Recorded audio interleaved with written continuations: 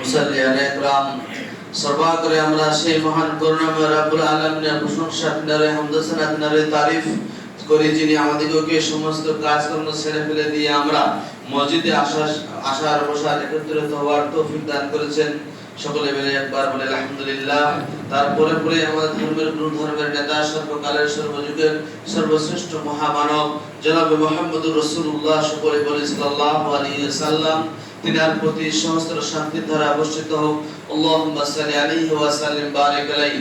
আমি আপনাদের সম্মুখে পবিত্র কালামুল্লাহ থেকে দুইটি আয়াত, একটি আয়াত এবং একটি ছোট্ট সূরা তেলাওয়াত করেছি। সে কোরআন এবং সে কোরআনকে সামনে রেখে আমি আমার সংক্ষিপ্ত তথ্য বলে বিবরণ তুলে দেওয়ার চেষ্টা করিব ইনশাআল্লাহ আজিজ। ওমা তৌফিক ইল্লা বিল্লাহ, আলাইহি তাওয়াক্কালতু ওয়া ইলাইহি উনীব। সে বিষয় হচ্ছে জানার সাথে সাথে মানার গুরুত্ব, জানার সাথে সাথে মূল্যায়ন করার গুরুত্ব। আপনি একটা জিনিস জানলেন কিন্তু সেটা মূল্যায়ন করবেন না, তা হতে পারে না। একটা জিনিস জানলেন কিন্তু সেটা মানলেন না, না হতে পারে না। আপনাকে জানতে হলে আপনাকে সেটা মানতে হবে। কি জানবো? আমরা জানবো কোরআন ও সহিহ সুন্নাহ। আমরা প্রাকৃতিক দিক দিয়ে জানি চাষবাস, এর উপরে কিভাবে চাষবাস করতে হয়। আপনি যেভাবে করছেন, আপনার বাবা করতো, তার বাবা করতে, এভাবে করে আপনার ধারাবাহিকতার সহিত চাষবাস করতে আসছেন, সেটা করে আসছেন। কিন্তু শরীয়তি বিধানের দিক দিয়ে আপনাকে সেটা জানতে হলে আপনাকে সেটাকে মান্যতা দিতে হবে। মানুষ আজকাল আমাদের সোসাইটির লোক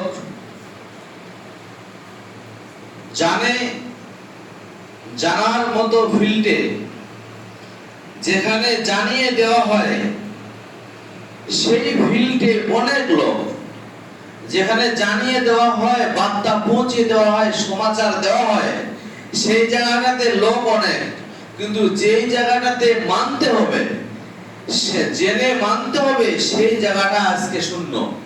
সেই জায়গাটা আজকে শূন্যর দিকে। তাহলে আমরা যারা জানি এবং মানছি না কোরআন হাদিস সহিহ সুন্নাহ, তাহলে আমরা কি মুসলিম? আমরা কি খোদাফির? আমরা কি পরেজগার? আল্লাহ পাক রব্বুল আলামিনের কি আমরা প্রকৃতপক্ষে ভয় করি? আপনি আমি আজকে শরীয়তি বিধান দেখছি, কোরআন ও হাদিস দেখছি। কোরআনে বলা হচ্ছে এই জিনিসটা করা যাবে না, এটা করা যাবে। হাদিসে বলা হচ্ছে নবী সাল্লাল্লাহু আলাইহি সাল্লামের অনুকরণ করতে হবে। সেই জিনিসটা আপনি না করে আপনি সেটা মানছেন না, আপনি সেটা কোনো মূল্যায়ন করতে যাচ্ছেন না, তা দিয়ে হয় না। যেমন আল্লাহ পাক রব্বুল আলামিন সূরা আসরে বলছেন যে ওয়াল আসর, সময়ের কসম, আসরের কসম, মহাকালের কসম। আল্লাহ বলছেন সময়ের কসম, মহাকালের কসম। এই যে সময়ের তাহলে গুরুত্ব রয়েছে, সময়ের কসম খেয়ে বলছেন, তাহলে নিশ্চয়ই একটা টাইমের গুরুত্ব রয়েছে, সময়ের দাম রয়েছে। ওয়াল আসরি ইন্নাল ইনসানা লাফি খুসর। তারপর আল্লাহ পাক রব্বুল আলামিন বলছেন ইন্নাল ইনসানা লাফি খুসর, ইনসানেরা আজকে ক্ষতিগ্রস্তের মধ্যে, মানুষেরা ক্ষতিগ্রস্তের মধ্যে রয়েছে।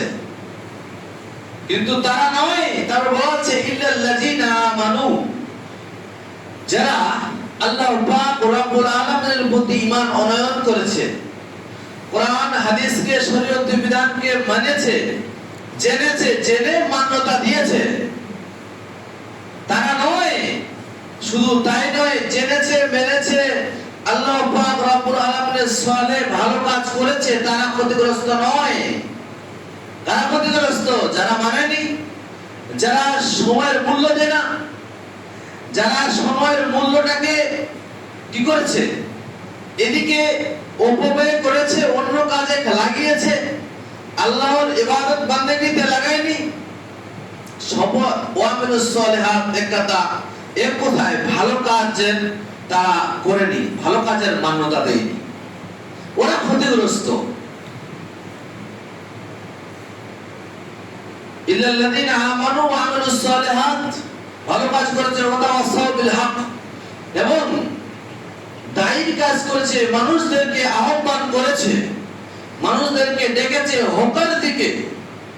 এই হকের কথা বলতে গিয়ে তার শরীরে, তার গর্দানে, তার জবানে সে অনেক দিক থেকে আঘাত পেয়েছে।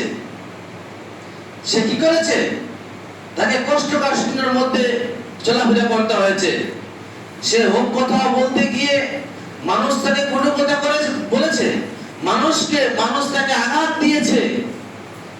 তারপর আল্লাহ পাক রব্বুল আলামিন বলেছেন ওয়াতাওয়াসাউ বিস-সাবর, এগুলো করার পরে সে ধৈর্য ধারণ করেছে। ধৈর্য ধারণ করতে সে লোকটা কি ক্ষতিগ্রস্তের মধ্যে হতে পারে না। পরিষ্কার আয়াত দ্বারা আল্লাহ পাক রব্বুল আলামিন সময়ের কসম খেয়ে এই কথা জানাচ্ছেন। তাহলে আজকে আমরা যারা সময়কে অপব্যয় করি, সময়কে আল্লাহর পাক রব্বুল আলামিনের ইবাদত বান্দেগি না করে অন্য খাতে সময়টাকে কাটিয়ে দিচ্ছি, জীবন যাপন করছি, অতিবাহিত করে দিচ্ছি, সেই মহান করুণাময় রব্বুল আলামিনের আমাদের কোরআন আখেরি নবী করিম সাল্লাল্লাহু আলাইহি সাল্লামের প্রতি যে নাযিল হয়েছে মহান গ্রন্থ আল কোরআন, লাস্ট প্রফেট হযরত মুহাম্মদ সাল্লাল্লাহু আলাইহি সাল্লামের উপরে, সেই কোরআনকে, সেই গাইডলাইনকে আজকে মানুষেরা মান্যতা দেয় না। সে মানুষ সেই নবী করিম সাল্লাল্লাহু আলাইহি সাল্লামের যে শরীয়তি বিধান, নবী সাল্লামের সহিহ সুন্নাহ অর্থাৎ হাদিস, সেগুলো মানুষ আজকে গুরুত্ব দেয় না। বলতে যাচ্ছিলাম জানার ফিল্ডে লোক আজকে অনেক জেনেছে কিন্তু মান্যতা দেয় না, কিন্তু সেটা মানে নেয় না। আজকে শ্রোতাকে একথা আরো বলা হয়েছে, একথা আরো একবার বলা হয়েছে, শ্রোতাকে, শ্রোতা ওরাই, আল্লাহ পাক রব্বুল আলামিনের কোরআন বলছে শ্রোতা ওরাই যারা শুনেছে, ওরা শ্রোতা, এবং মেনেছে তারা শ্রোতা।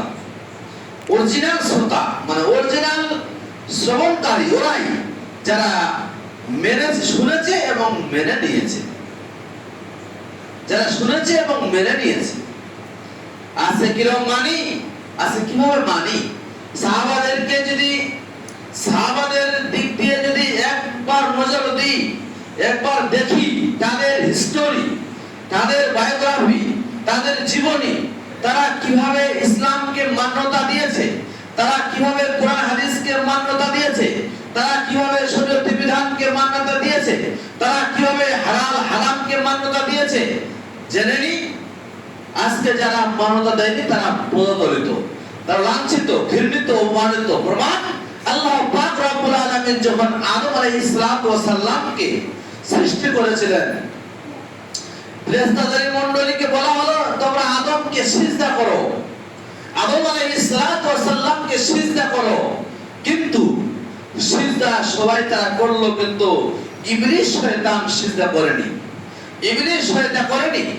তিনি বলছেন, ইবলিস বলছে আমি আগুনের তৈরি আর আদম মাটির তৈরি, মাটির কাছে আগুন কোনদিন মেনে নিতে পারবে না, মাথা নত করতে পারবে না। এই কথা ইবলিস জানিয়েছে, এই কথা ইবলিস জানিয়েছে।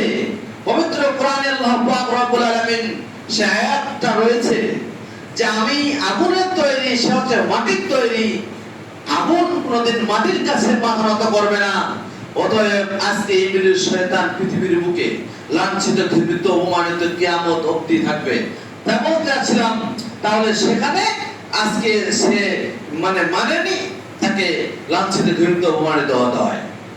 শুধু তাই নয়, আরো চলে আসি সাহাবায়ে কেরামরা কিভাবে শরীয়তি বিধানকে মেনেছে।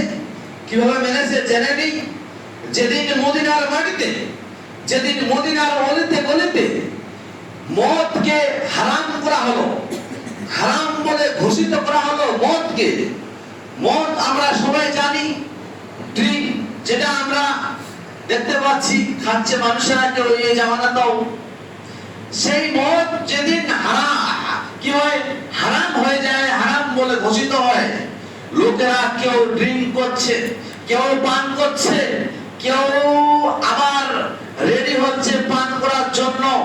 সেই মুহূর্তে আল্লাহ পাক রব্বুল আলামিন কোরআনুল কারীমের মধ্যে ঘোষণা দিচ্ছেন যে, আল্লাহ পাক রব্বুল আলামিন ঘোষণা দিচ্ছেন আজ থেকে মদ হারাম।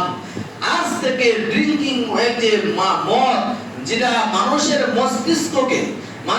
মস্তিষ্ককে উলট পালট করে দেয়, মানুষের মাথাকে নষ্ট করে দেয়, সেই মদ আজ থেকে হারাম। যে যেখানেই ছিল, যে যেখানেই ড্রিঙ্ক পান করেছিল, যে যেখানেই খাওয়ার জন্য পান করার জন্য প্রস্তুতি নিয়েছিল, প্রস্তুতি গ্রহণ করেছিল, সেই অবস্থাতেই ফেলে দিয়েছে, সেই অবস্থাতেই ফেলে দিয়েছে। সেই মদিনার অলিতে গলিতে স্রোত বয়ে যাচ্ছিল, স্রোত বয়ে যাচ্ছিল। আজকে বন্যা হয়ে যায়, বন্যাতে আমরা স্রোত দেখতে পাই, ওইভাবে স্রোত যাচ্ছে পানিতে, পানির মধ্যে ভেসে যাচ্ছে। আল্লাহ পাক রব্বুল আলামিনের ওয়াদা রয়েছে মদ এখন থেকে হারাম, মদ আর চলবে না। ড্রিঙ্কিং, এই যে দারু আর মদ আমরা আল্লাহ পাক রব্বুল আলামিন হারাম করে ঘোষিত করেছেন। সেখানেই তারা ফেলে দিয়েছে, সেখানেই তারা ফেলে দিয়েছে। এটাই সাহাবায়ে কেরামদের তাদের ঈমান, তাদের আমল, তারা শরীয়তি বিধানকে তারা কিভাবে মান্যতা দিয়েছে। আপনি তো মনে করছেন মানে তো মানি না হতে পা দিয়ে শানি, আপনি তো মনে করেছেন ইচ্ছা মতো করবেন, আপনি ইচ্ছা মতো করেছেন। ইচ্ছা মতো করার জন্য শরীয়ত আসেনি, শরীয়তি বিধানকে মান্যতা দিতে হবে, আপনাকে জানতে হবে, আপনাকে জেনে মানতে হবে। শুধু তাই নয়, আরো উপমা দিয়ে থাকি, আরো উদাহরণ দিয়ে থাকি। যেমন ধরেন খায়বারের যুদ্ধের দিনে, যেদিন খায়বার সংগঠিত হয়েছিল, সেইখানে সেদিনে গাধা অর্থাৎ গৃহপালিত পশু গাধার মাংস, সেটাকে হারাম করে ঘোষিত করা হয়েছে। এইভাবে করে লোকেরা হাড়ির মধ্যে, তারা বার্তানের মধ্যে, তারা এই যে ডেস্কির মধ্যে তারা ঢুকিয়ে সেখানে তারা ফুটছে, মাংসটা জাল দিচ্ছে, উড়ান ধরিয়ে তারা জাল দিচ্ছে, তারা রান্না বান্না স্টার্ট করে দিয়েছে, মাংস টক করে ফুটছে। এমন তো অবস্থায় অর্ডার হলো যে গৃহপালিত গাধার মাংস আজ থেকে হারাম বলে ঘোষিত হয়। তারা যদি ইচ্ছা করতো তারা সেখান থেকে খেয়ে নিতে পারতো, কিন্তু রান্না করার মাংসগুলো, সেই টক করে ফুটন্ত মাংসগুলো সেই চুলার পাশে তারা ঢেলে দিয়েছে। সাহাবায়ে কেরামদের এইভাবে ঈমান, সাহাবায়ে কেরামদের এইভাবে আমল, সাহাবায়ে কেরামদের এইভাবে তারা শরীয়তি বিধানকে মান্যতা দিয়েছে, তারা জেনেছে এবং তারা কিভাবে মানেছে। দেখুন তার প্রমাণ। আজকে মানি না, আজকে আমরা জানছি কিছু জিনিস, অনেকে জানি, কিন্তু আমরা না জানার ভান করে আমরা মনে করে দিচ্ছি। কিন্তু জেনে রাখা ভালো হবে, আজকে আমরা যে জীবনটাকে অতিবাহিত করছি, শুধু তাই নয়, আরেকটা উদাহরণ দিয়ে প্রাকৃতিকের। আজকে আমরা যারা লাইনের মিস্ত্রি আছে, সেই লাইনের মিস্ত্রি যদি লাইনটাকে ফিট করার জন্য সে যদি লাইনের আইন কানুন না মানে, লাইনের আইন কানুন, কারেন্টের আইন কানুন যদি না মানে, তাহলে কারেন্ট তাকে ছেড়ে দিবে না। যখনই আপনি লাইনের কারেন্টে হাত দিবেন, তখন সে শর্ট খেয়ে ইন্তেকাল করবে, সে মারা যাবে, সে তার মধ্যে তার একটা ক্ষতিগ্রস্তের মধ্যে পড়ে যাবে, সে তার মধ্যে আঘাত চলে আসবে। সে কি কারণে আঘাত আসলো? লাইন ডিপার্টমেন্টের আইনটা মানেনি। লাইনে হাত দিয়ে দেখেন, আবার ঠিক মতো না আইন অনুযায়ী কাজটা করেন, তো ঠিক আছে। আবার ওকে বেআইনি করে যান, জেনে শুনে করুন, না জেনে করুন, তো আপনি হাত দিলে আপনি সেখানে শর্ট খেয়ে ইহকাল ছেড়ে পরকালে পদার্পণ করবেন, জীবন আপনার শেষ হয়ে যাবে। শুধু তাই নয়, আরো উপমা দিয়ে থাকি। যেমন ধরে নেন, মানুষেরা সাঁতার কাটতে জানে, সমুদ্রের মধ্যে ঢুকে গেছে, সমুদ্রের মধ্যে নামলো, নেমে সেই লোকটা যদি সাঁতার না কাটে, সেই লোকটা যদি পা হাত না নড়ায়, তাহলে সে সমুদ্রের তল দেশে দিয়ে ধূলিসাৎ হয়ে যেতে পারে, সে চূর্ণ বিচূর্ণ হয়ে যেতে পারে, সে শেষ হয়ে যেতে পারে। আপনি তাকে খুঁজে করতে না পারেন, সে যদি সাঁতার কাটে তাহলে সে বেঁচে যাবে। তাহলে সমুদ্রেরও একটা কি রয়েছে, আপনার সমুদ্রের একটা আইন রয়েছে, পানিরও একটা আইন রয়েছে, যে পানিতে নামতে গেলে, জলে নামতে গেলে সাঁতার কাটতে হবে, নচেত সে পারবে না বাঁচতে। তাহলে এই আইনগুলো যদি মেনে চলে, তাহলে আপনি মেনে নিতে পারবেন। আর আপনি যদি শরীয়তি বিধানকে যদি আপনি অমান্য করেন, তাহলে মহান করুণাময় রব্বুল আলামিন আপনাকে ছেড়ে কথা বলবেন না। শুধু তাই নয়, মহান করুণাময় রব্বুল আলামিনের নবী আকরাম সাল্লাল্লাহু আলাইহি সাল্লাম বলছেন, কিয়ামতের দিনে মানুষকে পাঁচটি প্রশ্ন জিজ্ঞাসা করা হবে। নবী করিম সাল্লাল্লাহু আলাইহি সাল্লামের হাদিস থেকে প্রমাণিত, পাঁচটি প্রশ্ন করা হবে, পাঁচটি প্রশ্নকে জিজ্ঞাসা করা হবে। সেই পাঁচটির উত্তর দিতে পারলে খুব ভালো। সেই পাঁচটি উত্তর না দেওয়া পর্যন্ত তার পা হটবে না, তার পা হিলবে না। নবী করিম সাল্লাল্লাহু আলাইহি সাল্লাম বলছেন, এক নাম্বার তার আয়ু, এক নাম্বার হচ্ছে তার আয়ু। তার আয়ুটা কি? আপনাকে জিরো থেকে নিয়ে 60-70-80 বছর যে আপনাকে একটা সময় দেওয়া হয়েছিল, সেই সময়টা তুমি কিতে অতিবাহিত করেছো, কি থেকে অতিবাহিত করেছো? সেই সময়টা তুমি মাঠের মধ্যে অতিবাহিত করেছো, না ছেলেপেলের জন্য ধূলিসাৎ করেছো, না তোমার শরীরের রক্তকে মাঠে নামিয়ে শেষ করে দিয়েছো? সেই বিষয়ে তোমাকে জিজ্ঞাসা করা হবে। তোমার 60-70 বছর আগে, তোমার 60-70-80-90-100 বছর তোমাকে জীবন আয়ু দেওয়া হয়েছিল, সেই আয়ুটা তুমি কি করেছো? জবাব দাও। দ্বিতীয় নম্বর বলা হবে, তোমাকে একটা যৌবন কাল দেওয়া হয়েছিল, সবার একটা যৌবন কাল দেওয়া হয়েছিল। সেই যৌবন কাল তুমি 13 থেকে নিয়ে 15 থেকে নিয়ে 40 অবধি তুমি যে একটা যৌবন কাল মিনিমাম পেয়েছিলে, সেই যৌবন কালটা তুমি কি দিয়ে করেছো? নোংরামিতে কাটিয়েছো, না বেহায়াপনায় কাটিয়েছো, না তুমি কি করেছো? নারীকুলদের বেপরদায় কাটিয়েছো, না কোনো অশ্লীল কোন মানুষের সঙ্গে খারাপ ব্যবহার করেছো? তোমার যৌবন কালটা যদি ঠিকঠাক কাটাও, কিভাবে কাটিয়েছো সেই বিষয়ে তুমি জবাব দাও। তৃতীয় নম্বর আপনাকে বলা হবে যে আপনার ধন সম্পদ, যে আপনার টাকা পয়সা, আপনাকে ধন সম্পদ দেওয়া হয়েছিল, হাজার লাখ টাকা দেওয়া হয়েছে, আপনাকে গাড়ি অট্টালিকা দেওয়া হয়েছে, সেই অট্টালিকা কি করেছো? সেই টাকা পয়সা কি থেকে উপায় করেছো? 3 নম্বর চলো, 4 নম্বর সেই ধনবান দিয়ে, সেই তোমাকে ধন দিয়ে, টাকা পয়সা দিয়ে তোমাকে যে পরীক্ষা করার জন্য পৃথিবীতে পাঠিয়েছি, সেই তুমি ইসলামের রাস্তায়, সেই তুমি ফকির মিসকিনের রাস্তায় তুমি মানুষদেরকে, অসহায় গরিবদেরকে তুমি কি দিয়েছো? সেই জিনিসটা তোমাকে জিজ্ঞাসা করা হবে। 5 নাম্বার, তুমি যে ইলম শিক্ষা করেছো, তুমি যে জ্ঞান শিক্ষা করেছো, তোমার যে ইলম শিক্ষা রয়েছে, সেই ইলম, সেই জ্ঞান তুমি কি থেকে কি করেছো? এই 5টি প্রশ্নের উত্তর দিতে হবে আপনাকে। আব্দুর রহমান, আব্দুল সাত্তার, আপনাকে ফাতেমা, জরিনা, যত যা আছো, সবাইকে এই প্রশ্নের উত্তর দিতে হবে। যদি আপনি 5টা প্রশ্নের না উত্তর দেন, আপনার পা হিলবে না, পা যাবে না কোথাও। বলতে যাচ্ছিলাম খুব ভয়ঙ্কর দিন। তাহলে আমরা যারা দায়ী, যদি আমরা একটা আয়াত জানা থাকে, আল্লাহ পাক রব্বুল আলামিনের নবী বলছেন, আল্লাহ পাক রব্বুল আলামিন যে বলছেন, তোমার যদি বাল্লিগু আন্নি ওয়ালাউ আয়াতান, তোমার যদি একটা আয়াত জানা থাকে, মানুষদেরকে পৌঁছে দাও। তোমার যদি একটা সূরা জানা থাকে, মানুষদেরকে পৌঁছে দাও। তবুও দায়ের কাজটা করো। যা বলতে চাচ্ছিলাম, আমরা আজকে আজকে আল্লাহ পাক রব্বুল আলামিন আমাদেরকে সৃষ্টি করেছেন। পবিত্র কোরআন সূরা মুলকের সেখানে আয়াতে বলছেন আল্লাযী খালাকাল মাউতা ওয়াল হায়াতা লিয়াবলুয়াকুম। আল্লাযী খালাকাল মাউত, আল্লাহ পাক রব্বুল আলামিন সৃষ্টি করেছেন মওতকে, জীবনকে। আল্লাহ পাক রব্বুল আলামিন সৃষ্টি করেছেন মওতকে, জীবনকে আপনার কি করার জন্য? আপনাকে পরীক্ষা করার জন্য, পরীক্ষা নিরীক্ষা করার জন্য। সেই পরীক্ষা তার ডাকে তুমি কোথায় সাড়া দিচ্ছ? যদি সাড়া দাও তাহলে আল্লাহ পাক রব্বুল আলামিন আল্লাহ পাক রব্বুল আলামিন ক্ষমাশীল, আপনাকে ক্ষমা করবে। যেমন বলতে যাচ্ছিলাম আরেকটা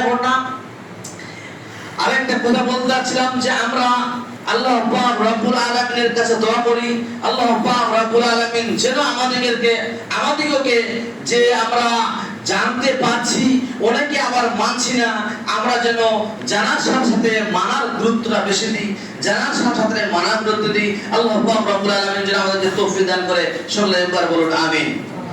আমি আরেকটা বার্তা দিতে চাই যে আমাদের কুসুমন্ডির ব্লকের যে আমাদের ব্লক রয়েছে, সেখানে মানুষদেরকে, আমাদের ইমামদেরকে দেখানো হয়েছিল, যেটা 17 তারিখ পার হয়ে গেছে বৃহস্পতিবার। সেখান থেকে প্রশাসনের তরফ থেকে একটা বার্তা এসেছে যে আমাদের মুসলিম সোসাইটির যে ওয়াকফ বিল নামে একটা বিল পাস করছে বা করতেছে বা করার জন্য সিদ্ধান্ত নেওয়া হয়েছে। সেই বিলটা আজকে পাস হবে কি হবে না, হয়েছে কি হয় না, সে বিষয়টা আলাদা। কিন্তু আজকে যদি আমরা কোনো কর্মসূচি করতে চাই, আমরা কর্মসূচি পালন করতে চাই, যেমন ধরেন আমরা মিটিং মিছিল যদি আমরা করতে চাই, কোনো মাসওয়ারা করতে চাই, কোনো প্রতিবাদ মিছিল করতে চাই, তাহলে আমরা সেটা থানাতে গিয়ে পারমিশন নিয়ে এসে আমরা সেটা করব। অযথা মানুষ আজকে অনেকে আমরা অযথা লাফালাফি করি, কিন্তু সেটা নয়। আমাদের সিস্টেম বজায় রেখে সেই কাজটা আমাদের করতে হবে। আমরা সেই ওয়াকফ বিল সম্পর্কে 2-4টি কথা বলা হয়েছিল। এমনকি এই 17 তারিখ থেকে নিয়ে আগামী 30 তারিখ অবধি এই মাসে আমাদের যেগুলো জালসা জুলুস রয়েছে আর কিছু রয়েছে, সেগুলো বাতিল করা হয়েছে। সামনের মাসে সেটাকে আবার করে দেওয়ার সিদ্ধান্ত নিয়েছে তারা। বলতে যাচ্ছিলাম সেটা নিয়ে মানুষ আজকে আমরা ওয়াকফ বিল সম্পর্কে অনেক মানুষের উত্তেজিত ছড়াচ্ছে, কিন্তু সেগুলো আমাদের যে জায়গাটা শান্তিপ্রিয় জায়গা, তারা বলছে, তাদের বার্তাটা আমি বলছি, শান্তিপ্রিয় জায়গা তারা বিবেচিত করছে এই জায়গাটা শান্তিপ্রিয়। মানুষের অপপ্রচারে, মানুষের কোনো কানে না দিয়ে যেখানে সেখানে হুটহাট করে সেখানে সিদ্ধান্ত নিয়ে নেব, সেই সিদ্ধান্তটা গ্রহণ করতে আমাদের বারণ আছে। আমরা শান্তিপ্রিয় জায়গাতে বসবাস করছি। যদি আমাদের কোনো প্রতিবাদ মিছিল করতে হয় বা কর্মসূচি কিছু মিটিং করতে হয়, তাহলে আমাদের সেটা প্রশাসনের কাছ থেকে আমরা সেখান থেকে পারমিশন নিয়ে এসে আমরা আগে বাড়বো। আল্লাহ পাক রব্বুল আলামিন যেন আমাদেরকে এগুলো কথা বলার তৌফিক দান করে, বুঝার তৌফিক দান করে। সকলে বলুন আমিন। আল্লাহু আকবার।